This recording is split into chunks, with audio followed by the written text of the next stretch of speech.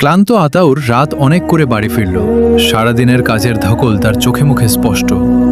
দরজাটা খুলতেই সে দেখল ছোট্ট ঘরের ম্লান আলো এখনো জ্বলছে। খুশি জানলার পাশে বসে আছে, যেন অনেকক্ষণ ধরেই অপেক্ষা করছে। আতাউর অবাক অবাক হয়ে বলল, তুমি এখনো ঘুমাওনি? খুশি মৃদু হেসে বলল, তুমি না ফেরা পর্যন্ত ঘুম আসে নাকি? আতাউর ব্যাগটা নামিয়ে দীর্ঘশ্বাস ফেলল।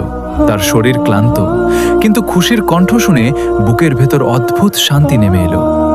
খুশি দ্রুত রান্নাঘর থেকে গরম ভাত আর ডাল নিয়ে এলো। খেয়ে নাও, ঠান্ডা হয়ে যাবে। আতাউর চুপচাপ খেতে লাগলো। খুশি পাশে বসে তার দিকে তাকিয়ে রইল। কিছু সম্পর্কের ভালোবাসা খুব বড় বড় কথায় নয়, ছোট ছোট অপেক্ষায় লুকিয়ে থাকে। খাওয়া শেষ হলে খুশি ধীরে বলল, আজ খুব কষ্ট হয়েছে, তাই না? আতাউর একটু হেসে মাথা নাড়ল। হ্যাঁ, কিন্তু বাড়ি ফিরে তোমাকে দেখলে সব কষ্ট কম লাগে। খুশির চোখ নরম হয়ে এলো। বাইরে তখন হালকা বৃষ্টি পড়ছে। টিনের চালের ওপর টুপটাপ শব্দ। ছোট্ট ঘরটা যেন আরো আপন হয়ে উঠল। খুশি বলল, একদিন সব ঠিক হয়ে যাবে, দেখো।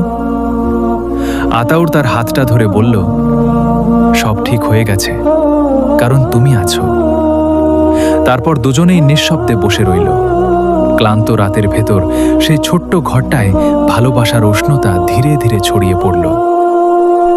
এরকম যারা নিজের নাম দিয়ে ভিডিও বানাতে চাও, তারা আইডিটাতে ফলো দিয়ে ইনবক্স করো।